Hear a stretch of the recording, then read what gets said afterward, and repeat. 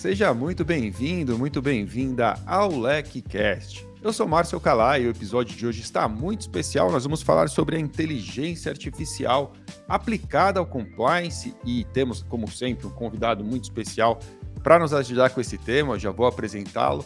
Antes, como sempre, os avisos que eu não posso deixar de fazer. Se você estiver nos assistindo pelo YouTube, lembre-se de deixar o seu like, curtir aqui o canal da LEC, seguir o canal da LEC, ativar as notificações para que você seja notificado quando os novos conteúdos estiverem disponíveis. E é claro, nas mídias de áudio, se você estiver nos escutando, lembre-se de avaliar o LECcast, porque dessa forma o nosso programa, o nosso podcast vai alcançar mais gente, vai chegar ainda mais longe.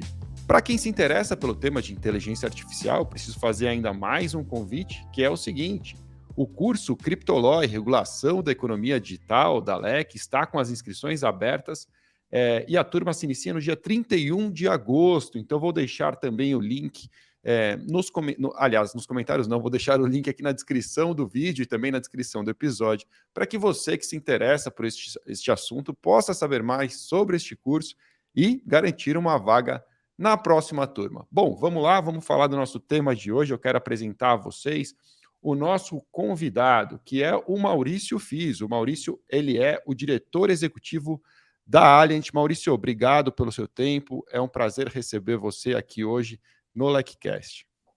Imagina, Márcio, obrigado a você, obrigado a todos os ouvintes aí. Uma honra participar desse webcast aqui, desse podcast tão famoso no mercado. Maurício, para quem ainda não te conhece, seria muito legal se você pudesse contar um pouquinho de quem é você e o que você faz, o que a Alliant faz também, para que todos possam conhecer. Legal, obrigado. Eu estou há 20 anos nesse mercado, né? Eu sou engenheiro elétrico de formação, tenho mestrado em administração e entrei no mercado de gestão de riscos e compliance há 20 anos, né? E eu sempre atuei na área de consultoria, de gestão de riscos em geral.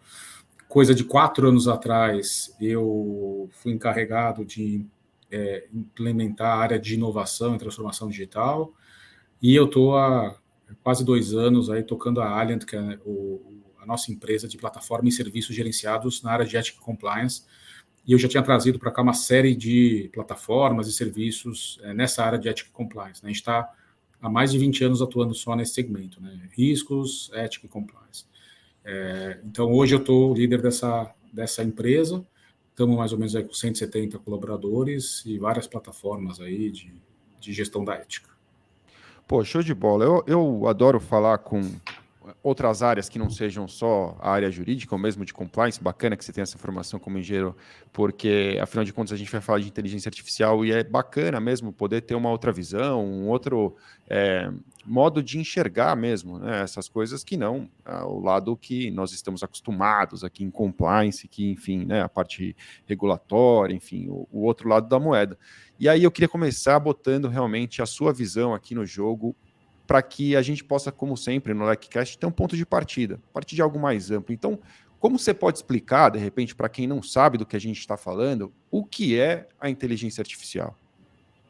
A inteligência artificial nada mais é do que algoritmos treinados, ou seja, computadores treinados, que a gente fazia antigamente numa escala muito pequena, porque não tinha capacidade, seja de processamento, seja capacidade de armazenamento desses dados, que eles chegaram num nível de complexidade e tamanho, né, em que esses modelos foram treinados para N situações, quase tudo, né? Estamos falando do famoso LLM, né, que são os modelos de linguagens grandes, né, e são gigantescos mesmo, né? Só para a gente ter uma ideia, cada rodada de treinamento, por exemplo, que um GPT 3.0, 3.5 faz, é coisa de 12 milhões de dólares que a Microsoft tem que gastar para treinar. Então, você imagina, se você treinar todo mês, você vai gastar coisa de 150 milhões de dólares só para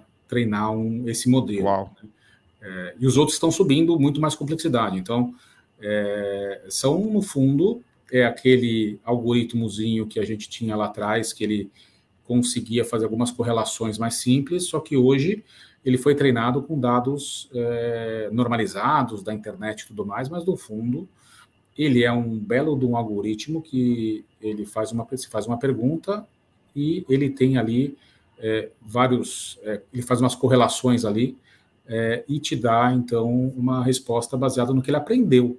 Basicamente é isso que foi treinado que aprendeu, né? A gente aprendeu, a gente acaba achando que ele está vivo, na verdade é o que ele foi treinado, tá? No fundo é isso. Tá? Uma vantagem de hoje em dia, né, só complementando, é que ele usa os nossos dados, e acho que é um ponto que a gente pode falar mais para frente de compliance, né, para se retreinar. Então, neste sentido, ele vai aprendendo, aumentando sua capacidade cada vez mais.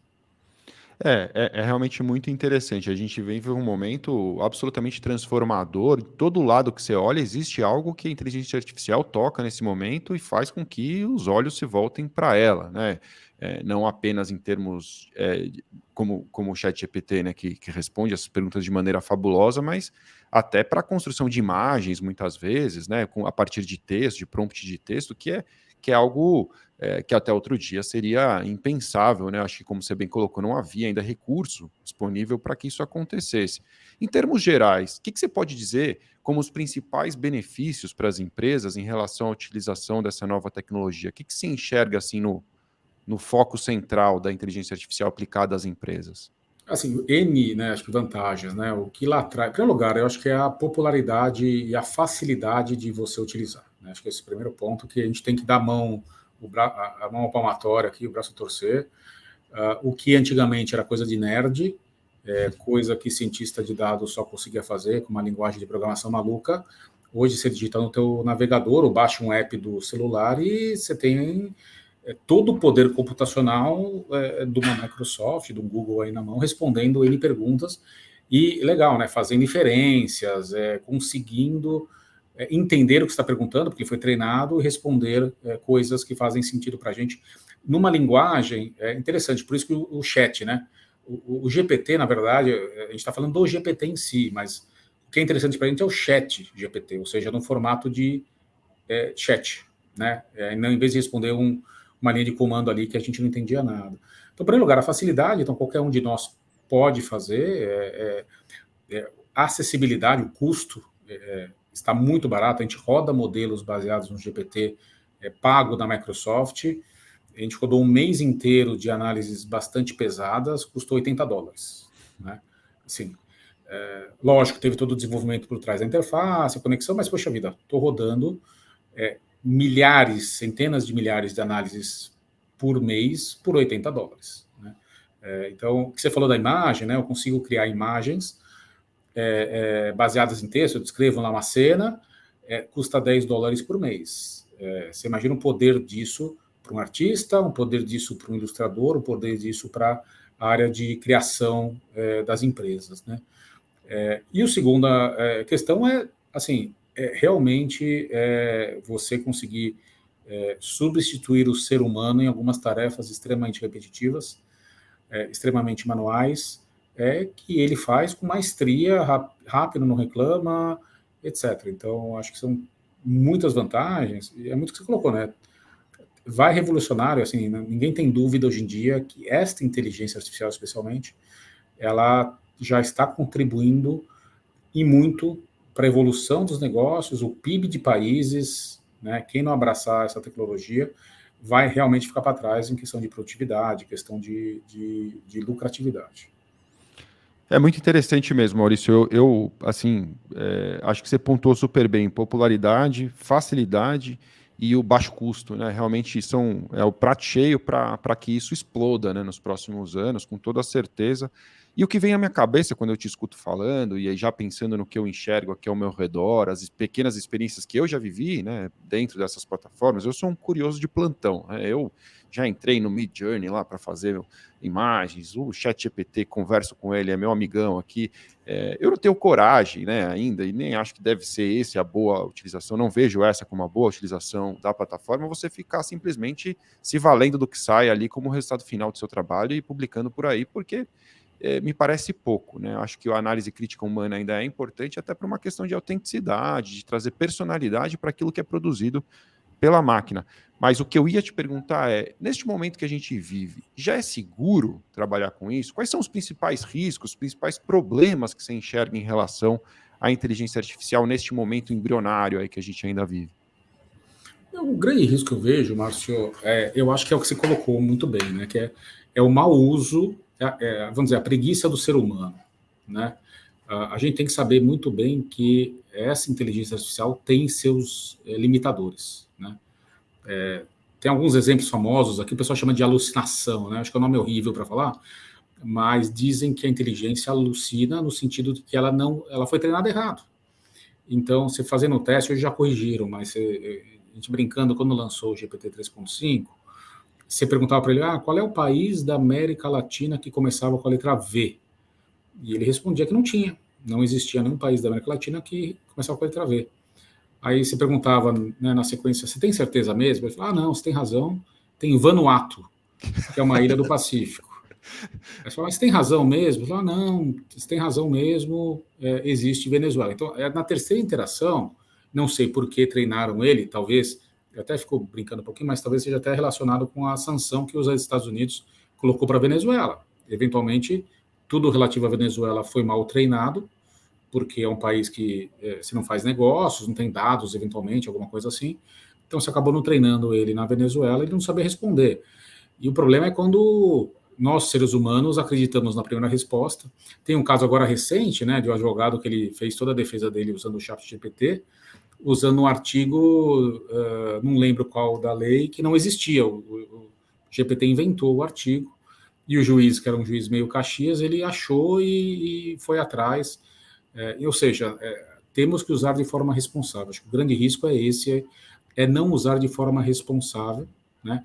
E o outro risco que a gente está lembrando, né, tudo que nós colocamos lá, e tem uma cláusula, vale a pena ler as letras pequenas aí, tá?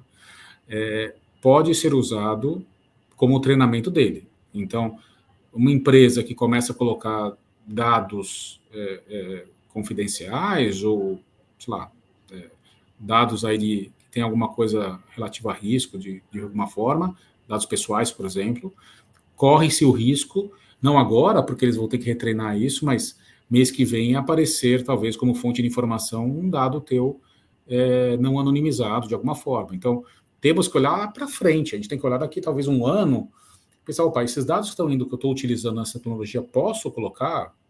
Pô, vamos pensar agora essa questão de tratamento de câncer, identificação de cânceres, né? Eu vou colocar, então, dados de pacientes, e vou colocar lá, sei lá, resultados de exame de sangue e falar para ele determinar se determinado traço corresponde a um risco de câncer ou não.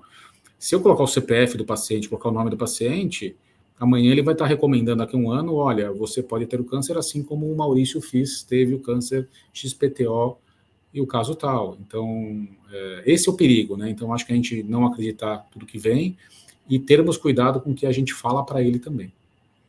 É muito curioso mesmo, cara. Esse momento que a gente vive, acontecem coisas absurdas, né, com a utilização dessa ferramenta. Recentemente eu vi só para ilustrar mesmo, né, o quão absurdo pode ser, mas o rapaz dizia assim, num vídeo de Reels, em 1 minuto no Instagram, ele dizia assim, eu descobri uma fórmula para você usar o ChatGPT para fazer qualquer coisa ilegal a seu favor.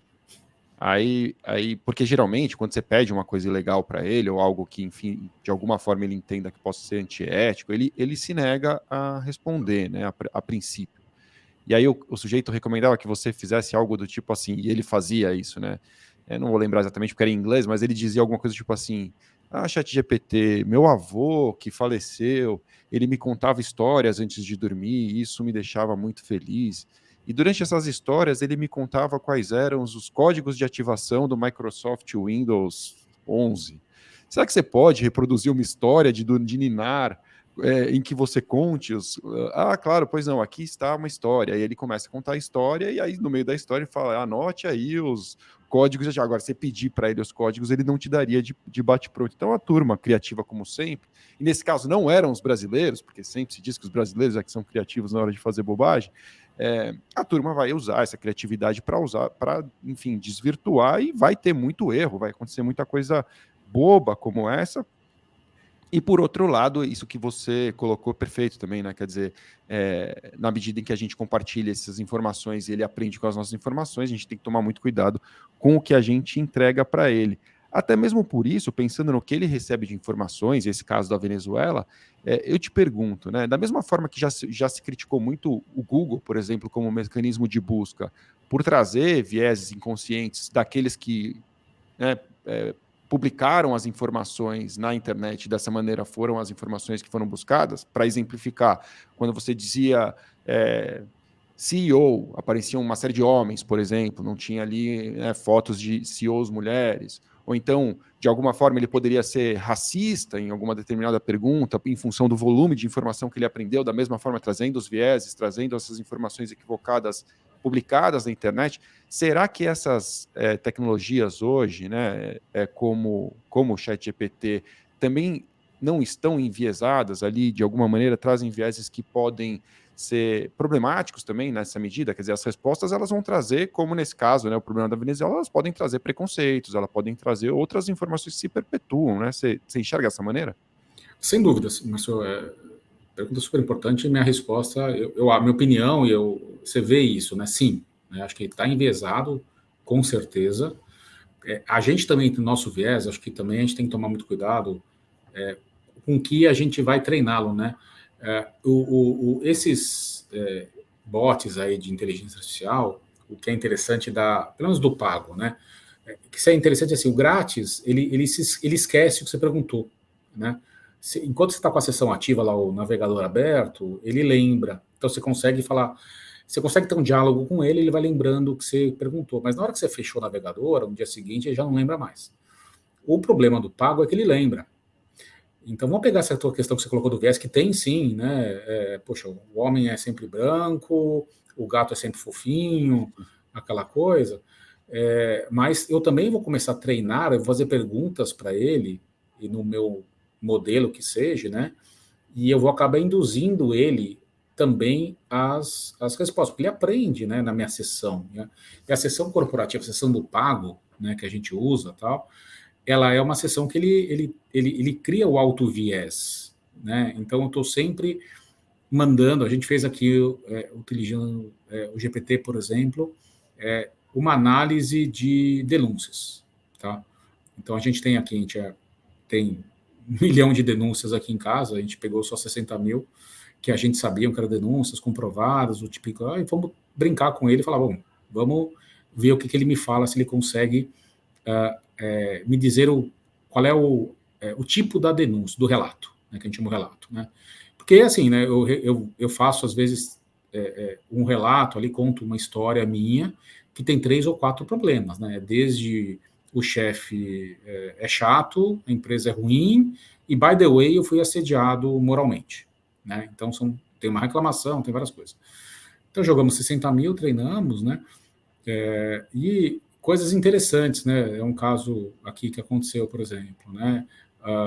Era uma reclamação foi um presente dado de Dia das Mulheres, que era um presente bastante feminino, né? Não quero dar o detalhe, porque a empresa vai, talvez reconheça. Claro. Melhor, mas presente normal, mas para a mulher, né? E a reclamação era que, poxa vida, né?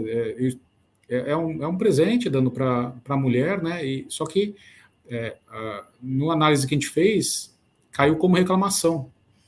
E no fundo ela estava querendo meio que era, vamos dizer, um viés, uma questão de discriminação, na verdade, né? Porque as mulheres ganham um bem para fazer as unhas, enquanto os homens, quando é dia dos pais, dia de não sei o quê, poxa vida, ganham um belo de um presente, né? Uma coisa legal e tal. E para a mulher tem que sempre estereotipar a mulher como aquela mulher que faz unha, que se cuida, que não sei o quê, que bababá, né?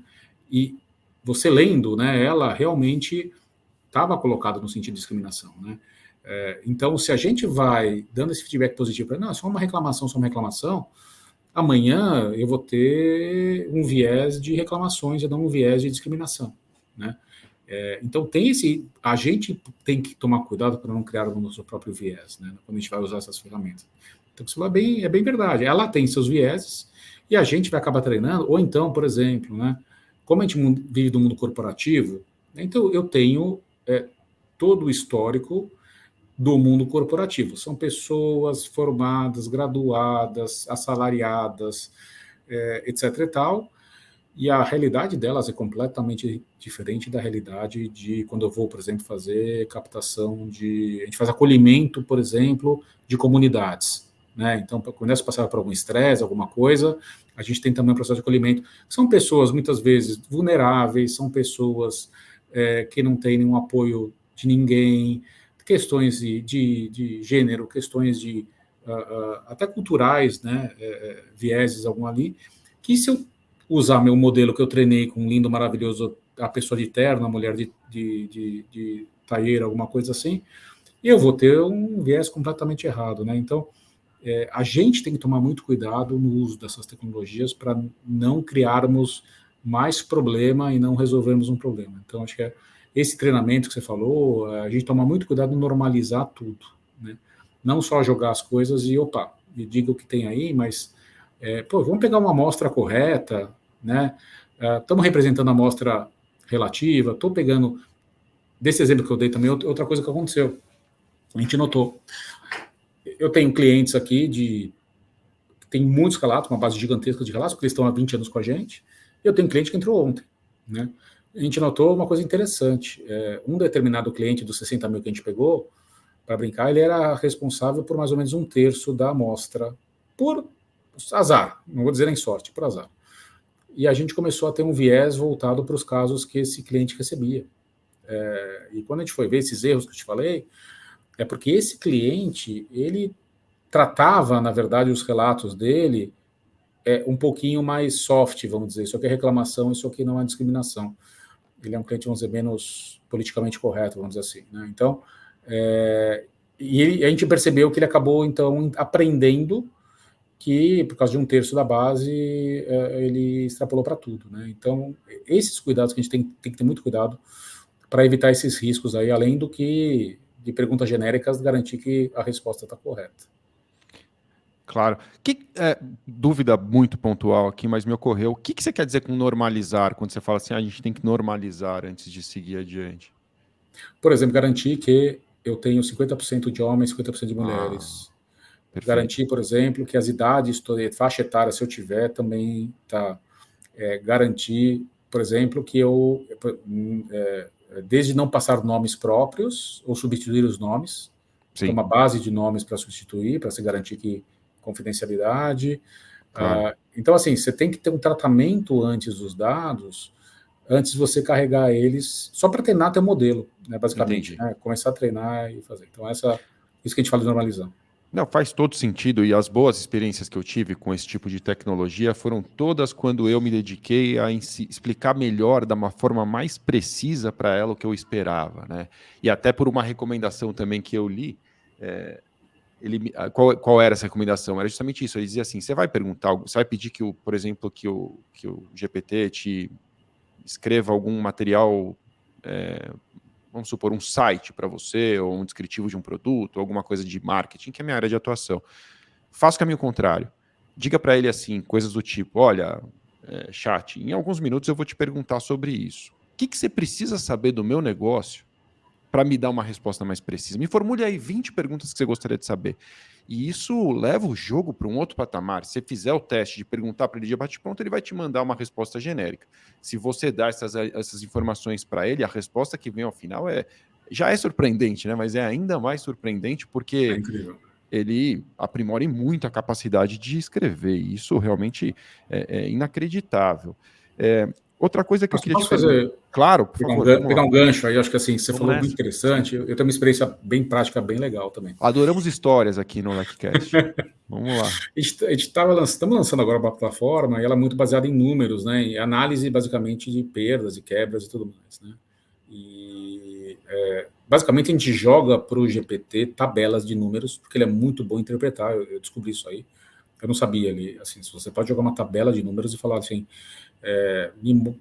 Determine para mim, por favor, qual é o futuro, né, o que vai acontecer daqui a 2 anos baseado nesse dado histórico aqui, nessa série histórica, né?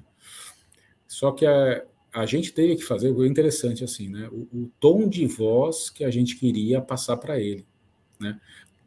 Então a gente tem que falar assim, né, no prompt lá, né, olha, fale, por favor, né, dê a tua recomendação relativa a essa série histórica, falando como se você fosse um executivo de negócio XPTO recomendando para outro executivo e tal. Senão, o tom de voz dele, né, é o que você colocou também, um pouco, né, vinculado, né, é um tom de voz talvez não inapropriado para o que você quer, a mensagem que você quer passar. Também tem isso, né, o que o pessoal chama de prompt engineering, né, então, engenharia de prompt, né, você conseguir preparar esses modelos grandes para ele acertar até no tom de voz. É uma coisa absurda. Assim, tá brincando, eu estava brincando aqui com o meu CTO, né? Eu falei, poxa, por que você não põe ali o tom de voz? Fala assim, fale como o Bart, né, dos Simpsons, só para zoar, né, com o pessoal assim, né? E a pessoa sobe na tela ali, né, falando como o Bart, dando uma recomendação, né? E aí, não sei o quê, porque você tem que fazer não sei o quê. Assim, mas você pode fazer isso, né? Você pode ajustar o tom de voz de acordo com o teu público. É uma coisa absurda que faz, que é muito legal, assim, é muito poderoso.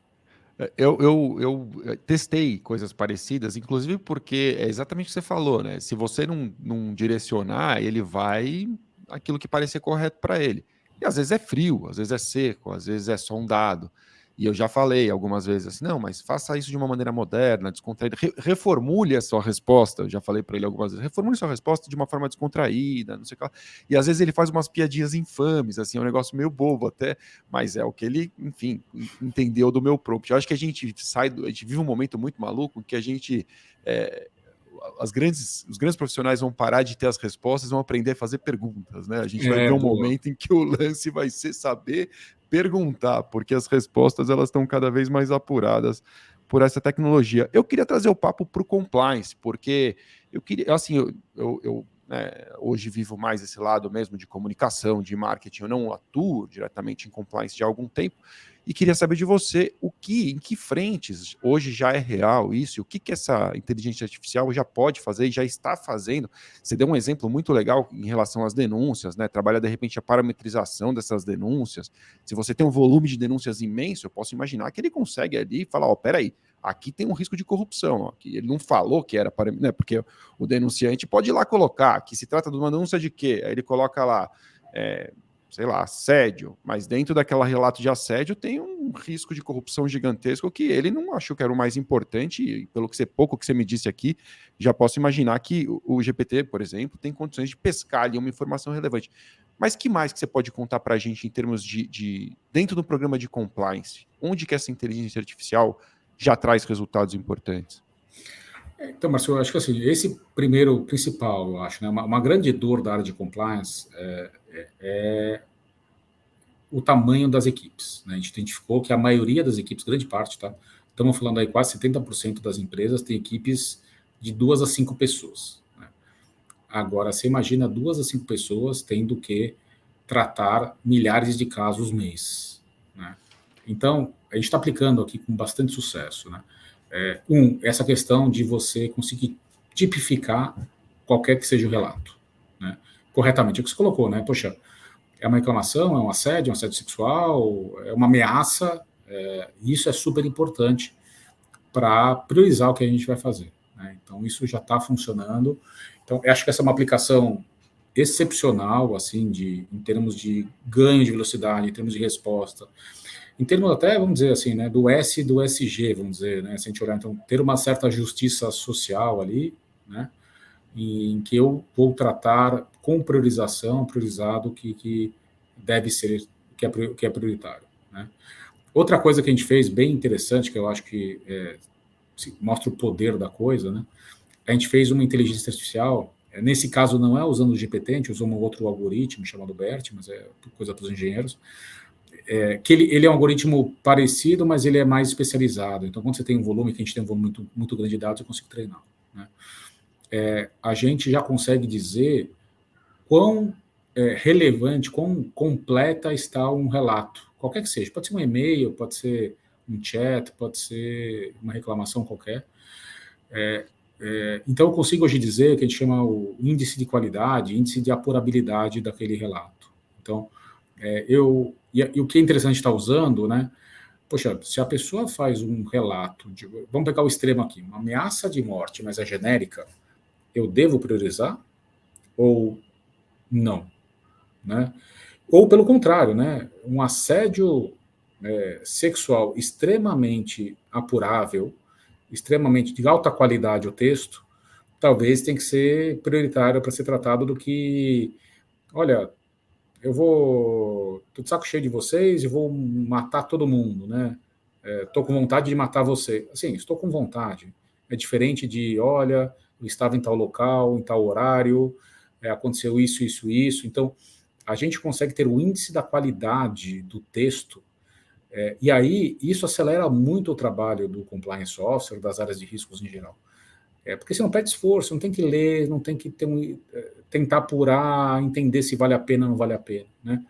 Tem o risco dos vieses, sem dúvida, tem o risco dele falhar, mas a gente entende que na hora que você tem 10 mil, 20 mil reclamações num saque, numa ouvidoria, e que um deles pode ser um maluco dizendo que, olha, em tal horário eu estou indo aí com uma arma e vou, porque eu, né, poxa, o produto que comprei de vocês, não consigo devolver e é um absurdo, ou então alguém em né, um contexto vulnerável, sendo assediado moralmente, sexualmente, discriminado, e o relato tem qualidade, isso tem que ter prioridade sobre todas as outras tipologias, todos os tipos de relato, porque esse eu consigo agir rapidamente, não vou perder tempo. O tempo médio de apuração, mas o nosso aqui dos clientes, na verdade, né, que a gente puxa, está mais de 40 dias. Então, se eu demorar 40 dias para apurar um relato, porque ele tem baixa qualidade, enquanto o outro eu posso apurar em um dia, no dia seguinte, e dar uma resposta rápida, isso tem um valor imenso para a organização, tem um valor imenso para o nosso público, para os clientes em geral, e é onde a gente agrega valor, eu acho, como compliance, né? Então, acho que esse é um exemplo típico, fora essas análises, eu acho que, assim, você conseguir fazer análise de tendências, tem aumentado, tem diminuído, em qual loja, em qual escritório, qual é o tipo de colaborador que mais sofre, qual é o que menos, meu público em geral, qual é a reclamação maior dele. Esse tipo de análise, assim, eu acho que isso aqui é o primeiro nível, mas o segundo é eu conseguir realmente tirar muito valor dessa inteligência artificial, desse poder de análise da inteligência artificial. Cara, faz todo sentido o que você está relatando, até com base nas suas primeiras respostas, quando você falou que uma das grandes vantagens era a possibilidade de substituir pessoas, né, em algumas atividades com bastante precisão, né? Num cenário como esse, acelerar o tempo de resposta pode ser fundamental, acho que você tem toda a razão, 40 dias pode ser algo muito longo, e se a máquina consegue antecipar isso para você, é incrível. Fico até imaginando se não seria possível que, ao receber a denúncia, num dado momento, ela já respondesse dizendo: olha, denunciante, antes de você terminar a sua denúncia, eu percebi aqui que ficou faltando algumas informações. Será que você pode me responder mais algumas coisas? Será que ela chega nesse nível hoje já? Mas você pegou o que a gente está desenvolvendo agora, tá? Então você Olha lá. matou aí a charada. A gente vai fazer isso. Justamente a gente criou esse primeiro nível para o cliente olhar, mas a ideia é que ele está numa URA, por exemplo, você está falando, a ideia vai ser essa, né? Você está tanto na URA quanto você está digitando, você acabou de digitar, fala, olha, não só que você precisa de mais detalhes, mas que detalhes eu preciso. Olha, você esqueceu de falar quando aconteceu. Foi todo detalhado, mas quando? Você não falou quem estava envolvido, você não falou se alguém mais viu. Você pode melhorar aqui esse relato para a gente? Você pode melhorar? Então, ele já está trabalhando nisso, a ideia é ser totalmente automatizado isso, então, na hora eu já recebi um feedback, eu como relator, né, denunciante, eu recebi um feedback já, e nosso cliente vai receber um relato muito mais qualidade, mais apurável e tudo mais. Então, a gente já está trabalhando nisso, essa ideia de automatizar dessa forma.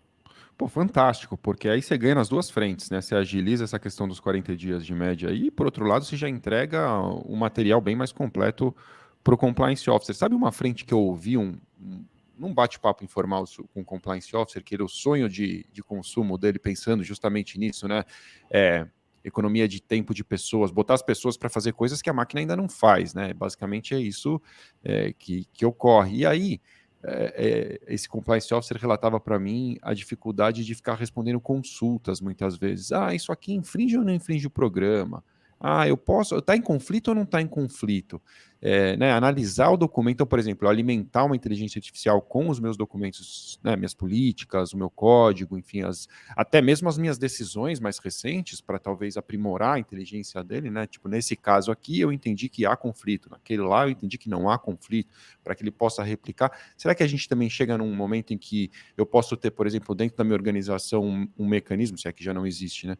Que responda essas perguntas para as pessoas? Então, ao invés eu posso ter um canal ali de comunicação com compliance que seja 100% inteligência artificial. Isso parece razoável, né? Não parece complexo nesse universo.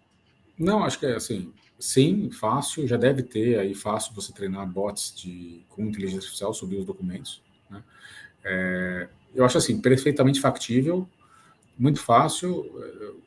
Acho que o único ponto que eu diria é garantir que não vai ter essa questão da inteligência artificial alucinar e começar a sair um pouco da área dele. Mas, com certeza, acho que não utilizaria, por exemplo, um modelo aberto como o GPT, que ele é treinado com dados de fora, mas usaria o mesmo Claro. modelo treinando com teus dados.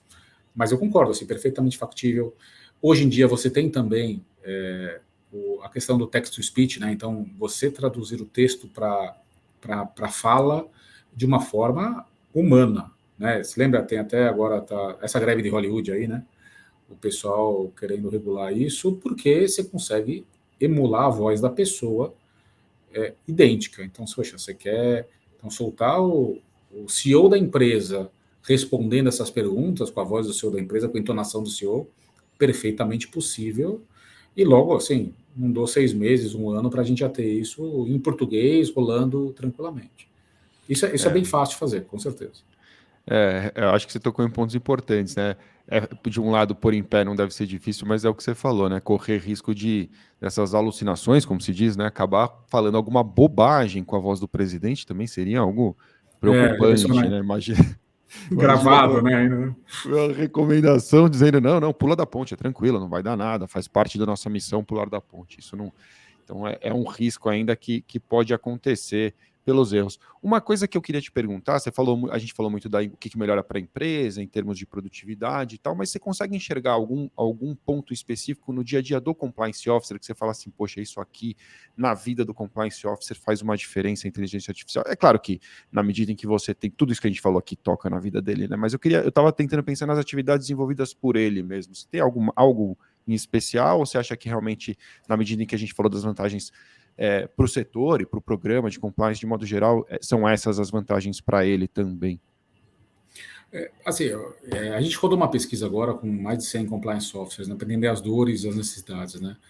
Então, 92% deles disseram que as tarefas mais frequentes que eles fazem e menos complexas, isso é bem interessante, as menos complexas, mas mais frequentes, é lidar com as denúncias, né? Então, o que a gente conversou aqui tudo, né, foi sobre isso. Eu acho que isso ajuda demais ele, né?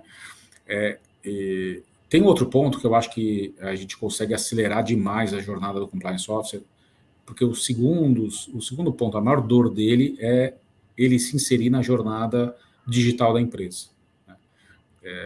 Hoje, o compliance officer, pelo que eu entendo, né, ele tem um grande competidor interno, vamos dizer assim, né, que são as áreas de negócio que estão voando, Marcelo. Assim, eles estão totalmente automatizados, estão com budget, estão com centenas de desenvolvedores, estão omnichannel, estão com app, estão com site, estão com venda via WhatsApp, e nós, da área de compliance, a gente tem que ficar correndo atrás desse pessoal com as ferramentas da idade da pedra, que é, né, na mão, no Excel, numa ferramentazinha aqui e ali e tal, volume de dados enorme, absurdo, né? Você tem todos os comentários da internet, essa cultura do cancelamento ali, então o compliance officer não tem que olhar mais para dentro, tem que olhar para fora, né? Poxa, será que meu CEO postou alguma coisa no Insta e falou errado alguma coisa? Será que os clientes reagiram dessa forma, entenderam, aquela coisa, né? Entenderam errado,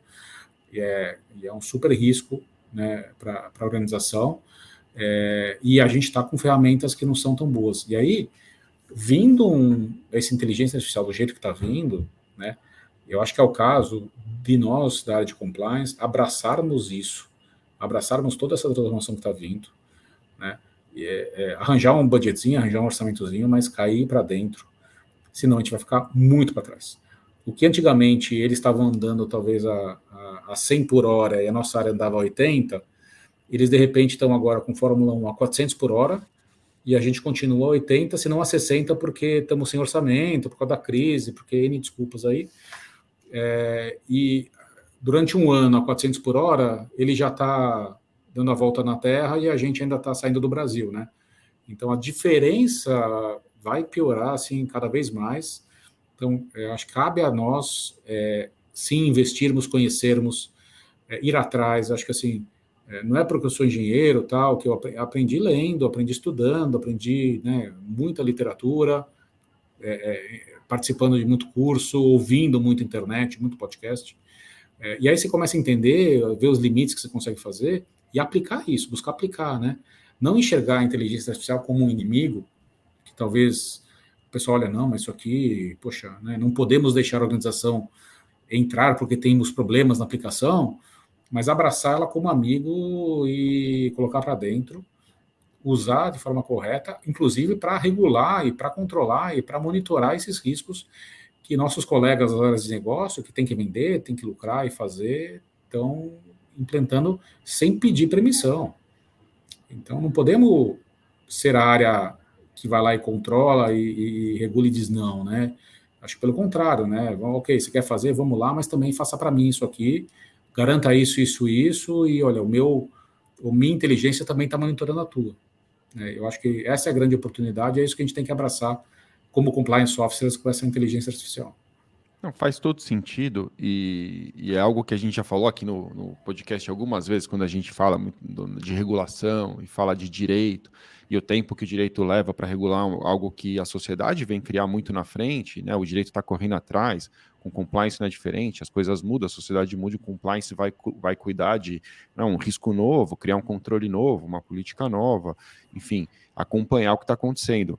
Poxa, incrível o seu exemplo, né? Num momento que o universo dispara num sentido, se o compliance continuar lá fazendo fogo com madeirinha ali, né, tentando fazer fogo, não vai chegar. Quer dizer, alguém, de repente, mal intencionado ou simplesmente com um apetite de risco gigantesco, para ser um pouco mais amplo, esse cara vai dar um nó no compliance, que o compliance vai ficar para trás, assim, muito para trás. Isso pode ser um perigo, né? Lutar contra uma evolução que parece inevitável não me ocorre que seja o caminho mais inteligente mesmo, né? Eu lembro muito do Uber, do táxi querendo bater no Uber porque o Uber surgiu, ao invés de lavar o próprio carro e oferecer um melhor serviço, né? E se valer da vantagem, por exemplo, de que ele pode trafegar pela faixa de ônibus aqui em São Paulo, né? Apenas um exemplo aí. Mas eu acho que esse pensamento que você trouxe é muito inteligente. E aí uma coisa que eu queria te perguntar, nesse momento que a gente vive em que só se fala em ESG, na LEC tá uma loucura isso, a gente está lançando agora em agosto, inclusive, turmas extras do curso de liderança ESG pelo aumento da procura, como esse assunto toca por aí. Você já colocou, né, ao longo da nossa conversa, você falou de uma questão de justiça social em determinados momentos, que a inteligência artificial pode ser importante, né, nessa jornada. O que mais você enxerga aí da inteligência artificial fazendo por ESG? Mas eu vejo assim, vai estar, na verdade, intimamente ligado com o ESG, né? Eu tenho uma opinião um pouco, talvez, não sei, né, contraditória em relação, acho que, ao papel do compliance officer. Eu acho que o compliance officer tem que correr atrás do ESG também, tá? Eu acho que na nossa área aqui corre-se o risco de o compliance não tomar conta do ESG, né? Então esse é o primeiro ponto, né? Então acho que para o próprio compliance officer, acho que é muito importante, relevante ele estar inserido no ESG. ESG eu acho que não é moda, na minha opinião. Tem um caminhão de dinheiro vindo, estamos falando de trilhões de dólares. É aquele fundo de pensão dos professores do Canadá que quer investir no Brasil e ele só tem $1 trilhão. É simples, né? Sim, e esse cara vai botar 500 bilhões de dólares aqui no Brasil, se o Brasil for, ou se a instituição que ele vai colocar o dinheiro, seguir regras ESG. Isso está acontecendo, né? Então, follow the money vai ser a realidade no ESG e está acontecendo já. Então, cabe, acho que, ao Compliance Officer se inserir nessa agenda. Não sei se vai conseguir liderar de verdade, porque em outras áreas também são correlatas, mas tem que estar inserido, tem que ser relevante nisso. E a inteligência artificial, podemos falar assim, né, do EA aí estamos falando, desde analisar os dados, que são, assim, até hoje você não tem um frame de ESG, né, um padrão. Tem um ou outro, mas não acaba não sendo o padrão, eles são boas práticas, mas acabam não determinando o padrão, porque você não consegue medir efetivamente, essa é a verdade, né? Você não consegue ter efetividade em toda a tua cadeia produtiva para você conseguir medir o impacto, né?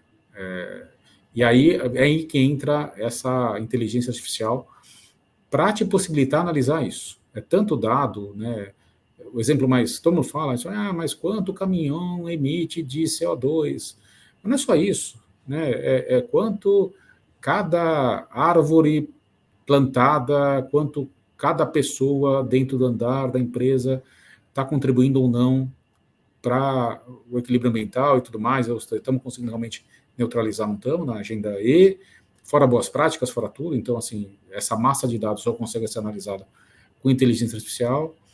E o S e o G, o S, essa questão também da gente acelerar as nossas respostas, eu acho fundamental. Então, a gente só vai conseguir ser efetivamente, né, uma empresa socialmente responsável em todo o nosso entorno, se a gente conseguir atingi-las o mais rápido possível. Não adianta fazer o bem daqui a um ano, que esse bem a pessoa já morreu. Infelizmente, o entorno já foi extremamente afetado, né? E o G, nessa questão dessa regulação, ou seja, para eu conseguir monitorar todos as iniciativas que eu tenho de E e S, eu preciso um G atuante, eu preciso um G que consiga controlar todas as variáveis, medir e reportar para mim se está tudo dentro ou não do aquele padrão determinado. E aí a inteligência artificial é fundamental, né? Então, acho que ela serve tanto como ferramental, né, para eu conseguir medir, quanto ferramental para eu conseguir controlar. Então, agora, como? Aí é o grande desafio, né? Acho que é o desafio da execução, né? Fácil falar, é difícil fazer. Mas esse é o caminho que vai seguir a inteligência artificial no SG. Eu acho que o Compliance Officer, nós, como quem mexe na área de ética e compliance, temos que estar inserido nisso também. Vai ser tecnológico, não tem jeito. Muito bem. Maurício, para a gente caminhar para o nosso encerramento, tem duas coisas que eu queria te pedir. Uma é uma tradição, né? Como eu te falei, a gente sempre deixa aqui uma dica de leitura. Mas antes da dica de leitura e antes da gente se encerrar, eu queria saber se você tem uma mensagem final que você gostaria de deixar para quem ouviu esse episódio e falou: putz, Maurício tem razão, eu preciso começar a me entender mais sobre esse assunto. Eu acho que a dica de leitura tem tudo a ver com isso, né? Porque afinal de contas pode ser um ponto de partida, pode ajudar. Mas se você tiver alguma recomendação adicional para essa pessoa que está nos escutando e que quer realmente se valer dos benefícios da inteligência artificial e também, eventualmente, levantar essa bandeira na organização, porque afinal de contas alguém precisa, né, levantar a mão e falar: gente, está acontecendo aqui uma transformação importante, a gente não pode ficar de fora. O que você diria para essa pessoa e qual a sua dica de leitura? Mas eu acho que assim, dado o teu público, que é um público, advogados, compliance officer, né, todo o pessoal mexendo na área legal e de conformidade, né? O que eu diria caiam para dentro da inteligência artificial, né? Não é difícil, tem muito material, acho que hoje YouTube, podcasts, eu estou ouvindo muita coisa lá de fora, são algumas maluquices, sim, mas no geral é um pessoal muito bom falando, e não é difícil, tá? Uma vez eu pego o conceito daquela primeira inteligência artificial mais simplesinha, essa aqui a gente está falando que é uma extrapolação à enésima potência daquilo que a gente viu, mas é a mesma coisa, é idêntico, é um modelo treinado com dados, então os conceitos são os mesmos, tá? Então não precisa ter medo, não precisa se assustar. No começo eu fiz engenharia, mas nunca pratiquei engenharia, né? Então você fala, poxa, tem que entrar em desenvolvimento, software, linguagem? Não. o que a gente tem que saber é como funciona, né? Não precisamos saber por que funciona, né? Então é entrar. Então acho que assim vale a pena. Precisamos entrar, by the way, né? Não vale a pena, né? Esse é o futuro, né? Meu filho estava outro dia, tenho dois filhos de 12 e 9. Meu filho de 12 veio. Eu perguntei para ele como foi a aula, tal. Ele confessou que tinha usado o GPT para fazer uma redação e que a professora tinha ensinado. E a minha esposa veio desesperada, tal, mas nossa, você tem que dar bronca nele, não pode. Eu falei, olha, é o futuro. Eu falei, em primeiro lugar, eu concordo que não pode, porque ele está numa época formativa da cabeça dele, ele precisa desenvolver. Mas, por outro lado, é bom que ele saiba isso, porque vai ser a realidade dele. No futuro dele, ele não vai estar desenvolvendo análise, como você colocou no começo, né? Análise, as perguntas, né? Ele vai ter que ser bom de fazer pergunta, não de escrever respostas, né? Então a gente tem que medir muito isso, e acho que cabe para a gente também. O que você colocou é verdade, né? Vamos saber usar, ser excelentes usuários, né? Ninguém aqui desenvolveu o Mac, ninguém aqui desenvolveu o Windows, mas a gente sabe usar muito bem o macOS e sabemos usar muito bem o Windows para trabalhar. Vamos saber usar essas ferramentas, esse é meu recado. E está muito ligado com o livro, assim, é um livro que eu amei, né? Não sei se tem em português, eu comprei ele no Kindle, Competing the Age of AI, né? É extremamente interessante porque ele mostra, né, as vantagens, né, as vantagens competitivas estratégicas de nações e de empresas nessa época de inteligência artificial. Então, se esse nosso podcast aqui não convenceu as pessoas da importância, esse livro vai definitivamente convencer da importância. É um livro super bem escrito, não é longo, deve ter, sei lá, umas 200, 300 páginas estourando. Autoria, você sabe dizer qual é? Quem é? Não acho aqui não. também. Não? Competing the Age of AI. Enfim, assim, então ele é assim, muito, vale a pena ler, é um livro, eu diria que assim, é o Michael Porter, o que era o Michael Porter da estratégia das nações, das empresas. Estamos falando aqui dele esclarecer por que é importante e a diferença, né? Ele começa de nações e depois, assim, mostra que AI vai é o combustível fóssil, é o petróleo do futuro, gente. Então, assim, não é dado, não. Eu acho que é a interpretação dos dados. Os dados estão aí, são de graça, praticamente. Falam que dado é o petróleo do futuro. Para mim, não. É a interpretação dos dados, que é a inteligência artificial, que vai ser o petróleo do futuro. E esse livro deixa muito claro isso. Muito bom. E tem para Kindle também, fica fácil de encontrar quem for buscar por tem, lá. Deve ter português também. Talvez tenha versões em português. Tem um amigo que fala que esse negócio do petróleo para dados já ficou para trás, que agora os dados são o bacon do futuro, que você tem que usar com moderação. Essa é a recomendação dele. É bom, mas use com moderação, só realmente o estritamente necessário. E ouvindo sua história com filhos, eu lembro da minha filha também, né? Quer dizer, outro dia ela veio me mostrar que, além da redação ser escrita pelo ChatGPT em algumas situações, o sujeito conseguiu integrar com uma impressora 3D. Ela tem 11 anos. Nossa, que legal. E a impressora 3D escrevia à mão a redação que foi feita pelo ChatGPT no caderno do aluno. Então, a coisa realmente não tem fim, né? A gente não sabe o que esperar do futuro, e eu sempre penso nisso, né? É um recurso que está à disposição, mais do que esconder, né? Ou melhor do que esconder, é ensinar a usar no momento correto, claro, assim como a calculadora, né? Eu, no meu tempo de escola, não entendia por que eu não podia usar a calculadora, enfim, são pensamentos, são formas de enxergar o mundo talvez um pouco diferente que vem mudando. Maurício, para quem quiser falar contigo, qual que é o melhor canal? O LinkedIn, a turma costuma deixar o seu, é um canal bom para você? É um canal, o LinkedIn é Maurício Fiz, meu nome tudo junto, então só para ir procurar. E meu e-mail, se quiser também mandar um e-mail, é mauricio.fiz@alliant.com.br. Para quem não está nos vendo, só para esclarecer, o FIS é FISS, e aí você vai encontrar o Maurício no LinkedIn e também na Alliant. Maurício, obrigado demais, cara. Foi um prazer bater esse papo contigo aqui, super esclarecedor. Tenho certeza que para nossa audiência também vai ajudar bastante a entrar nessa nova jornada e nesse novo momento da inteligência artificial. Valeu. Obrigado a você, Marcelo. Obrigado pela oportunidade e prazer falar contigo e falar com todos os seus ouvintes. Valeu. Obrigado também a você que nos escutou até aqui. Se você quiser saber mais sobre compliance, como eu sempre digo, é claro, depois de deixar o seu like aqui no nosso vídeo e também avaliar o podcast da LEC, o LECcast, no Spotify, na sua mídia de áudio favorita, o que você pode fazer é acessar o site da LEC em lec.lec.com.br, onde você vai encontrar o curso Criptolaw e Regulação da Economia Digital, que está com inscrições abertas para a próxima turma, que tem início no dia 31 de agosto de 2023, se você vier a escutar esse episódio muito tempo depois. Obrigado, valeu e até o próximo LECcast.